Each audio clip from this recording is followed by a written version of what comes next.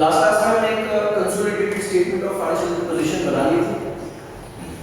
एक और सवाल आप लोगों को मैंने शेयर किया हुआ पाइथन के नाम से, आज मिलके वो सॉल्व करेंगे। Try to contribute with me, थोड़ा जल्दी जल्दी आप कैलकुलेशन करके बताइएगा। तो having done this statement of financial position, there will be shifting towards statement of profit और लॉस। क्वेश्चन आप सबको एक्सेसिबल है?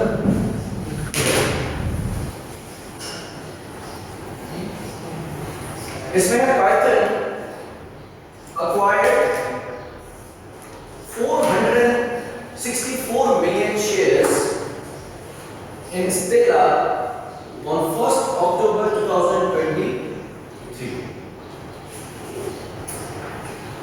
अच्छा, ये कितने फीसद शेयर्स हैं ये कैसे पता चलेगा? इसके लिए हमें ये पता होना चाहिए कि टोटल शेयर्स स्टेला के कितने हैं और स्टेला के टोटल शेयर्स कितने हैं, ये कहां से पता चलेगा? शेयर कैपिटल से या इक्विटी शेयर से? It is the statement of financial position के पेज 2 पे देखिएगा। और एक शेयर की पावर है कितनी है? 0.25। 500 है पाइथन के। स्टेला के कितने शेयर्स हैं? 145। अगर 145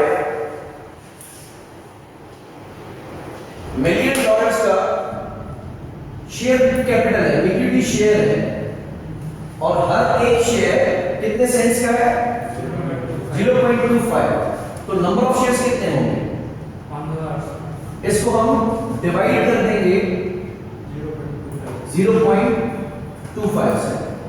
रिमेंबर, जब भी आपको नंबर ऑफ शेयर्स निकालने हो तो शेयर कैपिटल को पार वैल्यू से डिवाइड कर देंगे तो नंबर ऑफ शेयर्स आ जाएंगे। क्या आंसर आता है इसका?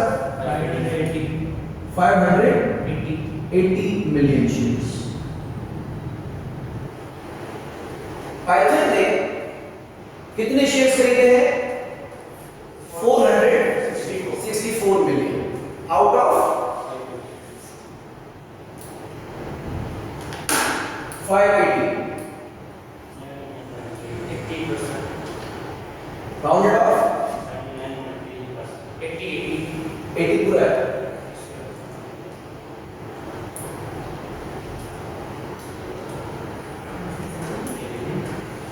या 80% बढ़ेगा। ओके, तो इसमें सिलसिला ये बना कि पाइथन ने 80% शेयर्स खरीदे हैं स्टेला के, तो रिमेनिंग 20% नॉन कंट्रोलिंग इंटरेस्ट यानी एनसीआर। अच्छा, अब शेयर होल्डर्स को पेमेंट कैसे दी गई है? इसने कहा है immediate cash payment of $210 million. तो जो शेयर होल्डर्स ऑफ स्टेला, एक तो हमने कैश दिया है,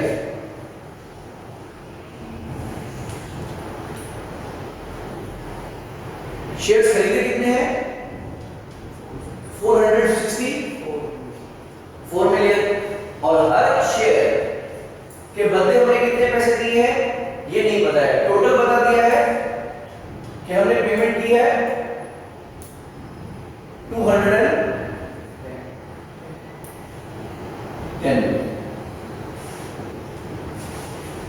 सिर्फ यही दिए पैसे नहीं, उसके अलावा and issue loan notes at 10% $100 loan note for every 200 shares acquired. उसके हर 200 शेयर्स के बदले में हमने एक लोन नोट दिया है, और हर एक लोन नोट की पार वैल्यू कितनी है? 100। तो एक आ गया कैश पेमेंट और दूसरे आ गया लोन नोट्स। शेयर्स कितने हैं? 464 मल्टीप्लाइड बाय उसके बाद 200 शेयर्स के बदले में हमने एक लोन नोट दिया है, तो इसको मल्टीप्लाई करेंगे 100 से और डिवाइड करेंगे 200 से। 10% लोन नोट्स मतलब जो भी परसेंटेज इंस्ट्रूमेंट के नाम के साथ लिखी हुई होती है वो उसकी कूपन इंटरेस्ट होता है। यानी जिन इन्वेस्टर्स को जो सब्सिडी शेयर होल्डर्स थे, अब मैंने उनको अपने लोन नोट्स दे दिए, अब मैं उसको हर साल 10% इंटरेस्ट दिया करूंगा। अब मैं उनको हर साल 10% इंटरेस्ट दिया करूंगा। कितना अमाउंट बन रहा? 232 मिलियन के लोन नोट्स।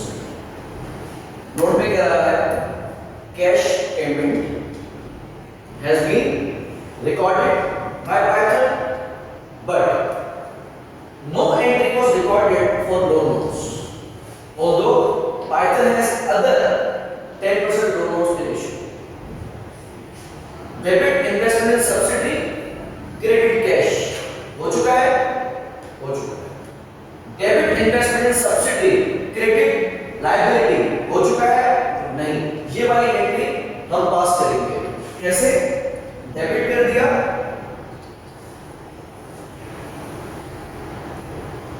इन्वेस्टमेंट इन स्टेला और क्रेडिट कर दिए 10% लोन्स। कितने से? 232 मिलियन।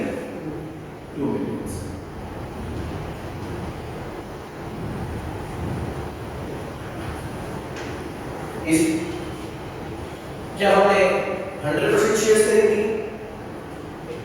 80, बाकी 20 किधर? NCLT पास। नीचे नोट देखेंगे,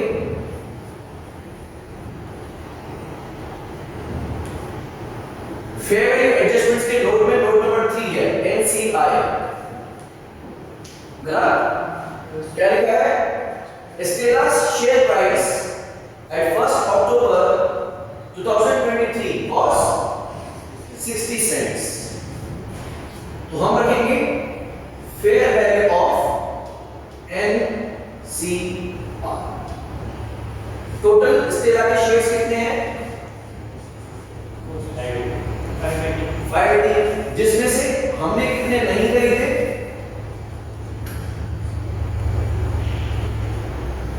20%, 116। और 116 में से हर शेयर की फेयर वैल्यू कितनी है? 60 सेंट्स। कितनी वैल्यू होगी? 69.66। आगे लिखा हुआ है कि 1 अक्टूबर पे इसकी वैल्यू 60 थी एंड 31 मार्च पे इसकी वैल्यू 75 थी। हम कौन सा लेंगे? Rate of acquisition. बाद में अगर सब्सिडी की शेयर प्राइस बढ़ जाती है, गिर जाती है, कुछ भी हो जाता है, उससे हमारा कोई लेना देना नहीं है। तो ये हमारी टोटल इन्वेस्टमेंट है। कितना अमाउंट बन रहा है?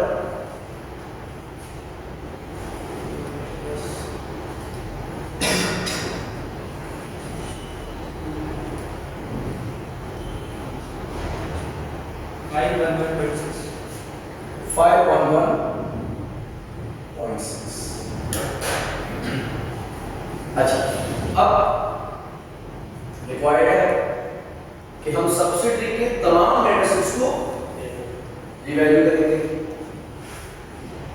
वर्किंग बनाते हैं fair value of net assets of stable. कब कब के बनाने हैं? पहला है, दूसरा एट रिपोर्टिंग डेट या ईयर एंड, और तीसरा पोस्ट एग्रीमेंट। अब इस सवाल में एक इंपॉर्टेंट एरिया देखते हैं। हमने स्टेला को कब खरीदा है? 1 अक्टूबर 2023 और इसकी स्टेटमेंट्स कब क्लोज हो रही है?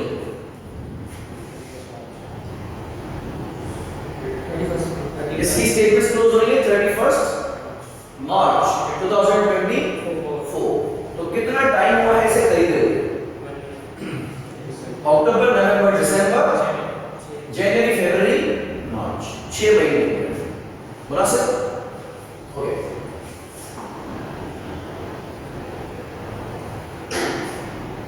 नेट एसेट्स मतलब total assets minus total liabilities, that means equity. तो पहला हम करते हैं इक्विटी कैपिटल या फिर शेयर कैपिटल। स्टेला का इक्विटी शेयर कितना है? 145 मिलियन। तो जिस दिन हमने खरीदा उस दिन भी उसका शेयर कैपिटल 145 और आज भी उसका शेयर कैपिटल, क्योंकि सब्सिडी बनने के बाद शेयर इशू नहीं करेंगे। अब इंपॉर्टेंट ये है, do we have any share premium? No. तो इक्विटी में और कौन सा रिजर्व है? Retain earnings. रिटेन अर्निंग्स इससे बताया हुआ है कि 1 अप्रैल 2023 पे सब्सिडी की रिटर्न अर्निंग्स 120 थी। कब? 1 अप्रैल 2023। ये वही तारीख है जिस दिन मैं आया था। ये मेरे आने से कितने पुरानी है? अप्रैल, मई, जून, जुलाई, अगस्त, सितंबर, 1 अक्टूबर को मैं आ गया। तो 6 महीने भी पुरानी है। फिर ये 12 महीने अप्रैल से लेकर मार्च, अप्रैल 2023 तो मार्च 2024 सब्सिडी ने कितना प्रॉफिट कमाया है? 110 मिलियन। अगर इसको हम इवनली अक्रू करें तो 110 में से कितना प्रॉफिट मेरे आने से पहले कमा चुका होगा? 55। जब मैं पहुंचा तो सब्सिडी की रिटेन अर्निंग्स कितनी होनी चाहिए? Yes, 120 plus 55। 120 मेरे आने से 6 महीने पुराना है। मेरे आने के 6 महीने के अंदर अंदर 55 का और प्रॉफिट हो गया। तो जिस दिन मैंने स्टेला के शेयर्स खरीदे थे तो उसके पास 120 प्लस 55 यानी 175 की रिटेन अर्निंग्स थी। आज कितनी है? 120 प्लस 110 230। 230 माइनस 175 55। तो 6 महीने का प्रॉफिट मेरे आने के बाद है और 6 महीने का प्रॉफिट मेरे आने से easy. Notes, fair value adjustments कहता है carrying value and fair value of all assets were equal, यानी सब्सिडी के पास जितने भी एसेट्स हैं उनकी कैरिंग वैल्यू और फेयर वैल्यू दोनों बराबर है एक्सेप्ट नंबर 1 प्रॉपर्टी। स्टेला के पास एक प्रॉपर्टी है। At the date of acquisition of Stella on a recently built property, एक नई बनाई हुई property that was carried at its depreciated construction cost of $62 million. उसकी लैंड बुक वैल्यू कितनी थी? 62 million. The fair value of this property at the date of acquisition was $82 million. Stella ने उसको 62 पे दिखाया होगा कि 82 पे? 62 पे। कंसोलिडेशन में हम उसको 62 पे रहने देंगे कि 82 पे दिखाएंगे? 82 पे दिखाएंगे। तो यहाँ पे आ जाएगी fair value adjustment of property. मैंने सिर्फ कितना बढ़ाना है? 20, क्योंकि रिवैल्यूएशन सरप्लस कितना है? 20। 62 पे तो ऑलरेडी है, मैंने सिर्फ 82 पे लानी है। तो 20 यहां दिखाया, 20 ईयर एंड पे दिखाया और मेरे आने के बाद कोई इजाफा नहीं हुआ। आगे कहता है and it had an estimated remaining life of 20 years. Stella ने इसको डेप्रिशिएट 62 के हिसाब से किया होगा कि 82 के हिसाब से? 62। हमें किसके हिसाब से करना चाहिए था? 82। तो 20 डिवाइड बाय 20 1 मिलियन, और 1 मिलियन तो पूरे साल की है। हम सिर्फ कितने टाइम पे कहेंगे? 6 महीने, 0.5 ठीक है। तो ये आ गई हमारी access depreciation.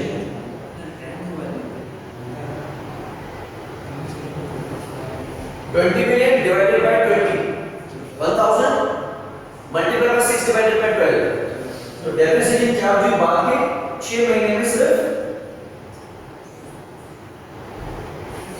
500,000।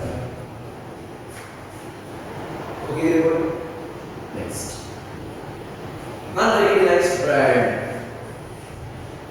For many years, Stella has been selling some of its products under the brand name of Kickler. At the date of acquisition,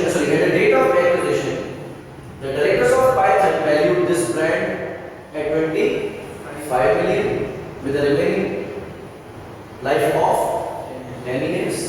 The brand is not included in Stella's statement of financial position. जब IAS 38 internally generated brand को recognise करने की इजाजत ही नहीं देता, तो क्या record IFRS 3 के आगे IAS 38 नहीं बोलेगा। तो स्टेला अपनी जाती फाइनेंशियल स्टेटमेंट्स में ये ब्रांड शो नहीं कर सकता, लेकिन कंसोलिडेशन में शो करेगा। तो इसके अंदर हमने रख दिया इंटेंजिबल एसेट, जो कि एक ब्रांड है। कितने पे है वैल्यू उसकी? 25। तो मैंने यहां पे दिया 25 और रिपोर्टिंग डेट भी रख दिया 25 और मेरे आने के बाद कोई इजाफा नहीं हुआ। जब स्टेला ने ब्रांड को माना ही नहीं तो अमोर्टाइज भी नहीं किया होगा। हम मानेंगे भी और अमोर्टाइज भी करेंगे। लाइफ कितनी है? 3 इयर्स। तो पूरे साल की अमोर्टाइजेशन कितनी बनेगी? 2.5। लेकिन हमें तो अभी 12 महीने हुए नहीं है, हमें तो 6 महीने हुए हैं। तो 2500 multiply by 6 divide by 12 1.252।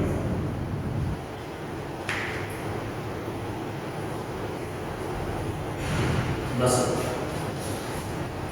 Next इसने बताया एनसीआर के हवाले से, तो एनसीआर का काम हम कर चुके हैं। उसके आगे कहता है इंट्रा ग्रुप ट्रांजैक्शंस, आपस में कोई लेन देन हो रही है। Stella's inventory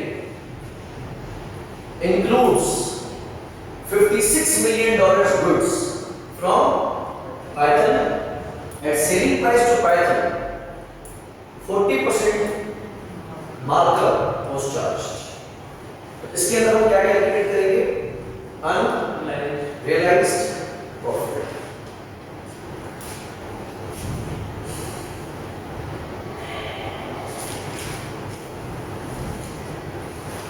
सेलर कौन है? पेरेंट की subsidy,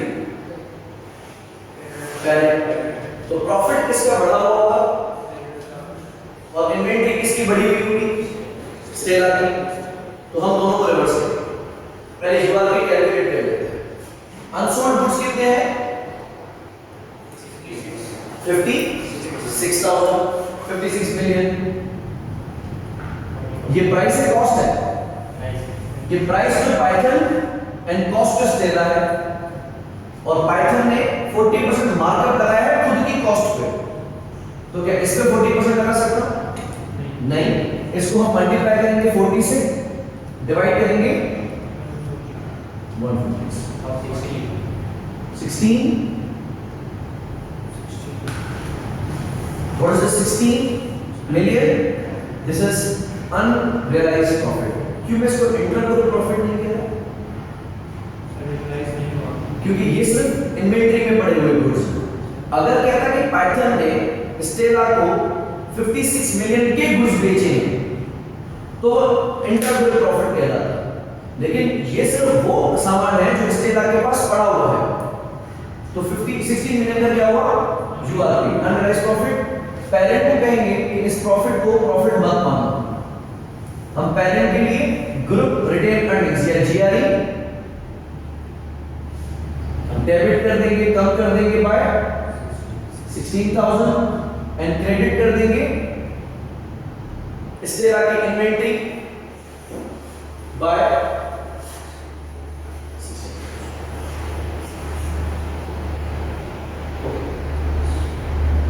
next.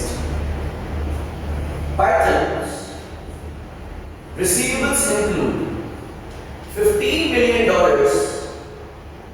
from Stella that agrees with equivalent payables in Stella's financial statements।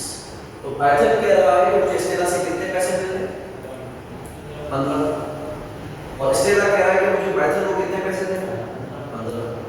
Individual में रिसीवेबल 15 ओके, पेएबल में 15 ओके, लेकिन कंसोलिडेशन में हम रिवर्स करते हैं। तो एक आ गया अनरेस्ट प्रॉफिट, दूसरा केस है इंट्रा ग्रुप बैलेंस। डेबिट कर देंगे पेएबल और क्रेडिट कर देंगे रिसीवेबल। कितने कितने अमाउंट से 15।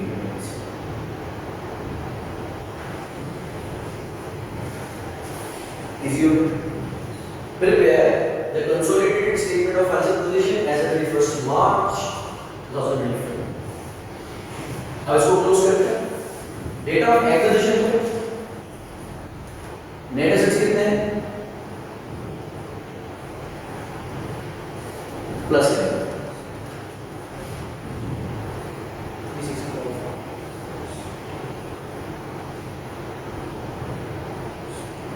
365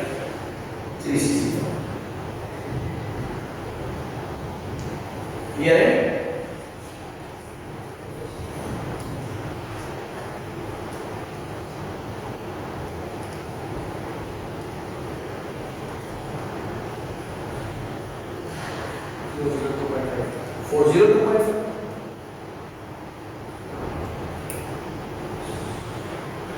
इन दोनों में डिफरेंस चेक करो और तीनों में डिफरेंस चेक करो।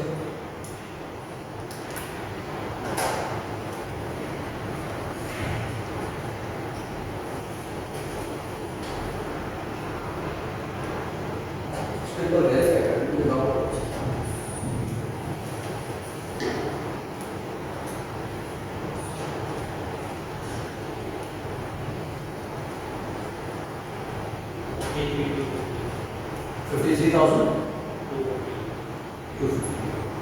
और पैसे कितना डिफरेंस है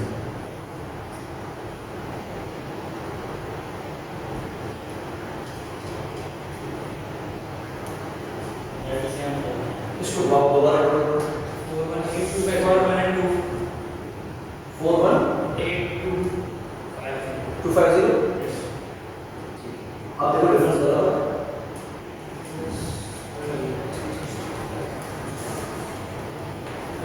यस। तो सब्सिडी में कंसोलिडेशन में हमारी सब्सिडी बनने के बाद 53,250 का प्रॉफिट हुआ है। इसका 80% हम रखेंगे एंड 20% एनसीआई।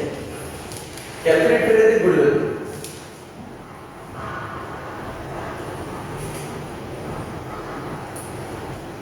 हमने सब्सिडी को टोटल अक्वायर किया है 511,600 में, माइनस करेंगे fair value of net assets of Stella at the date of acquisition. जिस दिन हमने स्टेला को खरीदा तब उसके पास नेट एसेट्स की वर्थ कितनी थी 365,000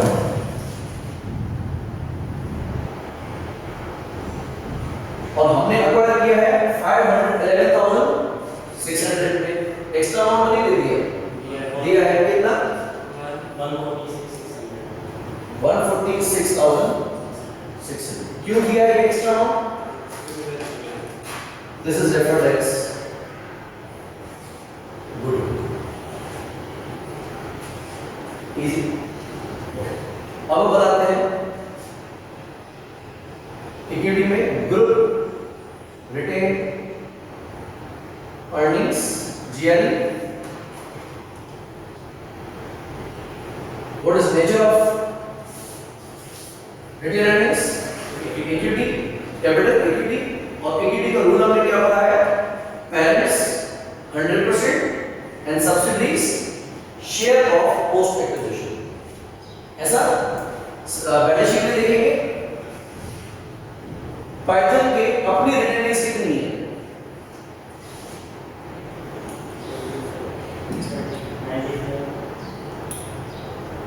95 दोनों मिला के यस ये तो एक्विजिशन यानी साल पहले 25 थी, नॉट एक्विजिशन साल पहले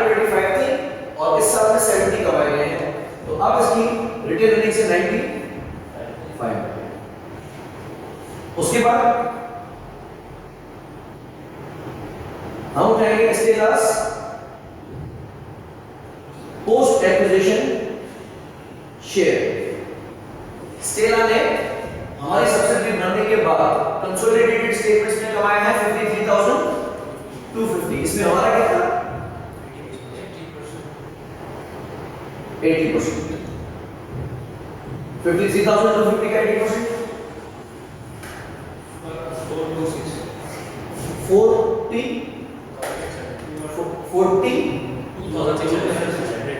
42,000. अब हम देखेंगे फर्दर एडजस्टमेंट्स. इसमें एक हमने गुड रिटर्न को डेबिट किया है, माइनस किया है 16,000 से, बचा अनरियलाइज्ड प्रॉफिट. ये 16,000 हमने यहां से माइनस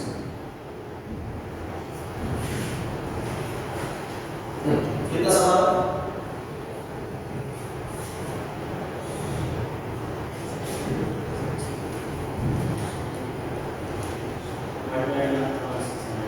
121,000.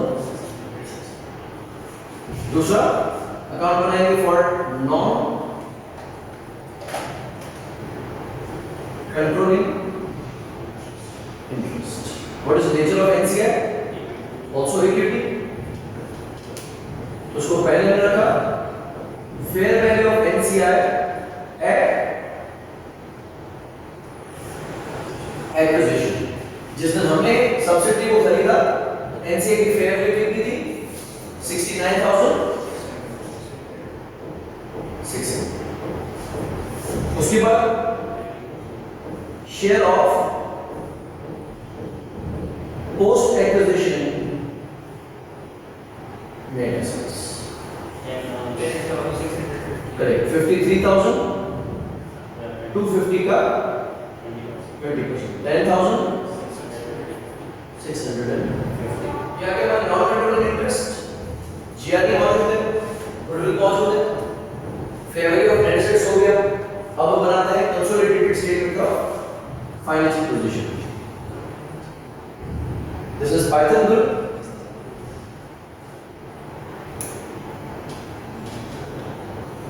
कंसोलिडेटेड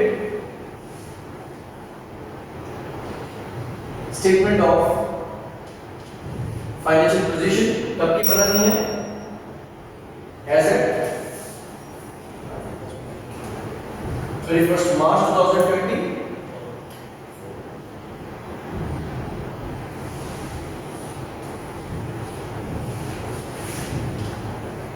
पहला आ गया एसेट्स, और एसेट्स में नॉन करेंट एसेट्स. स्टेटमेंट्स पे देखिए तो एक है PPE property plant and equipment. Python की कितनी 5 लाख प्लस स्टेला की 260 को 6 बार करना है, 80% करना है. सब्सिडी 100% आपकी सब्सिडी है, ना टाइम अपोर्शन होगी ना पेट्रोल अपोर्शन होगी. उसके बाद एक पीपीई को हमने 20,000 से अपवर्ड रिवैल्यू किया है, तो इसमें प्लस कर दिया हमने 20,000 और माइनस डेप्रिशिएट किया इसको 500 से. पीपीई की फिगर कितनी है?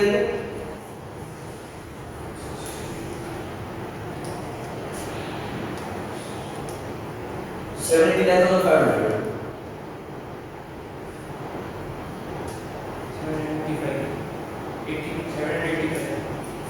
510 and 260 770. 770 plus 20 790. 790 में से 500 जा रहा है 89,500.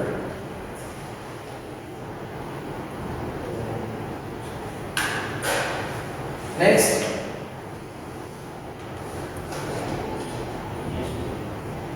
इन्वेस्टमेंट की जगह पे हमने रख दिया गुडविल. गुडविल कैलकुलेट की कितनी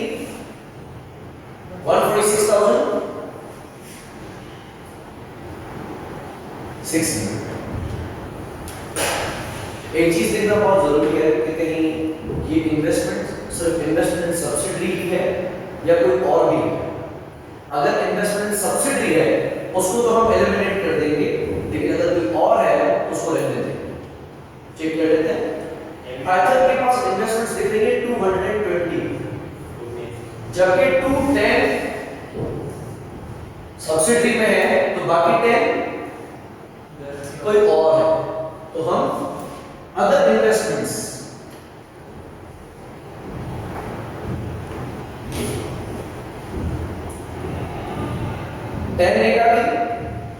प्लस सब्सिडी ने भी कोई इन्वेस्टमेंट्स की नहीं है 23,000 की,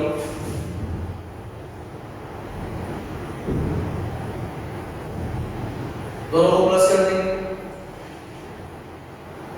30। उसके अलावा हम रिकॉर्ड करेंगे इंटेंजिबल एसेट्स। क्या पेरेंट के पास कोई इंटेंजिबल एसेट है? नहीं। क्या स्केला के पास कोई इंटेंजिबल एसेट है? इंडिविजुअल में नहीं, लेकिन कंसोलिडेशन में उसके पास एक ब्रांड है जिसकी फेयर वैल्यू कितनी है 25 और अमोर्टाइज कितने से हो गया 1250 से, तो कितना बना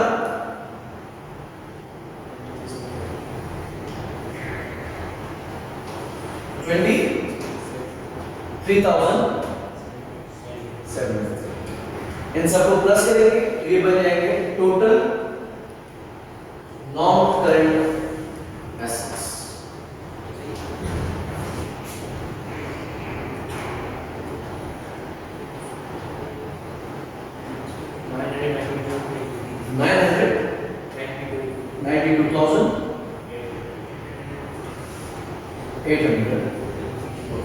या टीएनसी है। इसके बाद हम बनाते हैं करंट एसेट्स।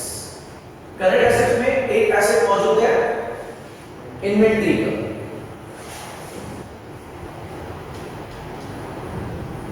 पेरेंट के पास इन्वेंटरी है प्लस सब्सिडी के पास इन्वेंटरी है माइनस अनरियलाइज्ड प्रॉफिट 16।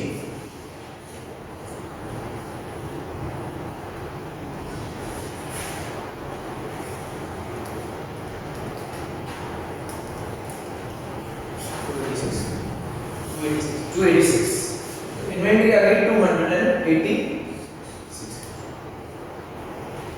अगला इसके करंट एसेट्स में मौजूद है रिसीवेबल्स। पेरेंट के रिसीवेबल्स प्लस सब्सिडी के रिसीवेबल्स माइनस इंट्राग्रुप 15,000, जो एक दूसरे को एक्सचेंज करेंगे, डॉट्स को कैंसिल करेंगे। कितना बना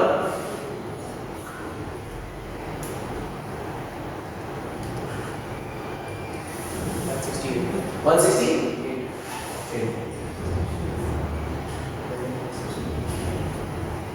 Next is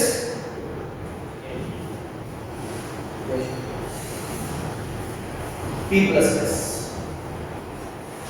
दोनों का सम बन रहा है 250 3,000। तीनों को प्लस करेंगे 707,000। करंट एसेट्स दोनों को प्लस करेंगे तो ये बन जाएगा हमारे टोटल कितने आ रहे 1,699,000।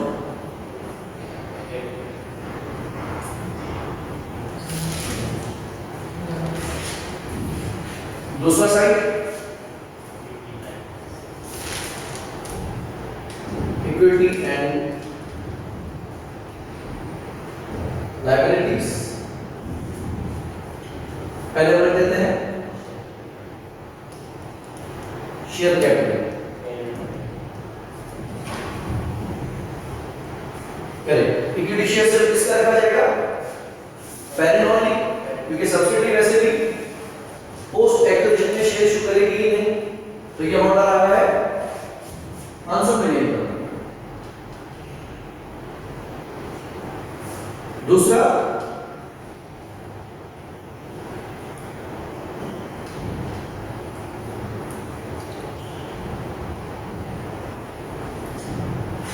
GRE कितनी कैलकुलेट की GRE 1 to 1 600 121 million 600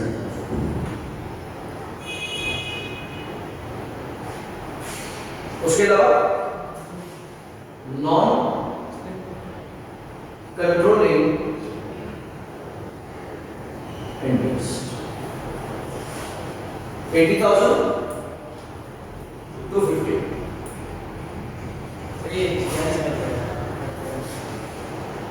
group retained earnings equity है पेरेंट का 100% सब्सिडरी के पोस्ट एक्विजिशन शेयर और बाद में यूआरपी था जो कि हमने कंसोलिडेशन में माइनस कर दिया एनसीआर का 80,000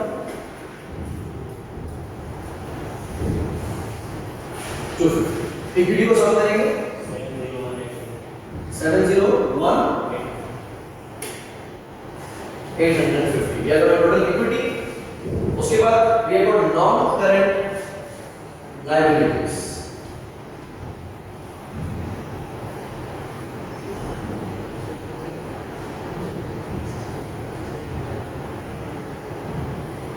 नॉन करंट लायबिलिटीज में क्या चीज मौजूद है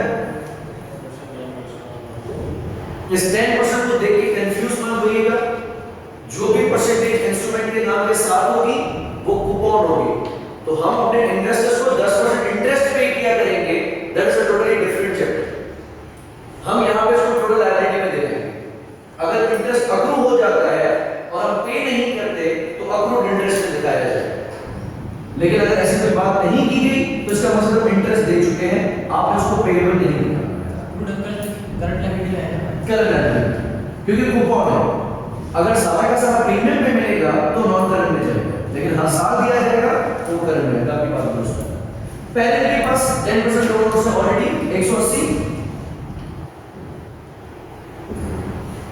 प्लस सब्सिडी के पास भी लोन से 236 इसके अलावा पाइथन ने स्टेला के शेयर्स खरीदने के लिए कुछ मजीद लोन नोट इशू किए थे जो कि इसमें रिकॉर्डेड नहीं है हमने इसकी एंट्री पास की क्रेडिट 10% लोन नोट्स 232 तो 232 इसमें हम प्लस करें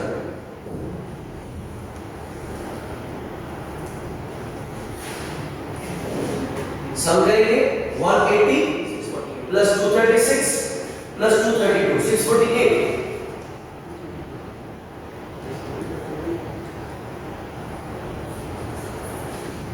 नेक्स्ट लोन नोट्स के बाद ये तो करंट लायबिलिटीज और करंट लायबिलिटीज में पेएबल्स या बैंक ओवरड्राफ्ट या टैक्स पेएबल अलग से नहीं दिखाया बस करंट लायबिलिटीज में सम कर दिया गया है तो 200 की करंट लायबिलिटी है R&D प्लस सब्सिडी की है 165 और पेएबल को हमने डेबिट किया है 15,000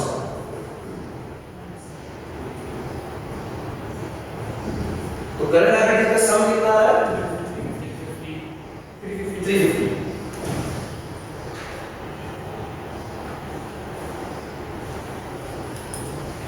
इक्विटी और लायबिलिटीज को प्लस है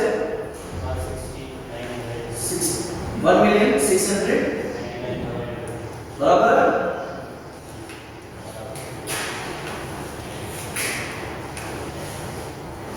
या हमारी स्टेटमेंट ऑफ फाइनेंशियल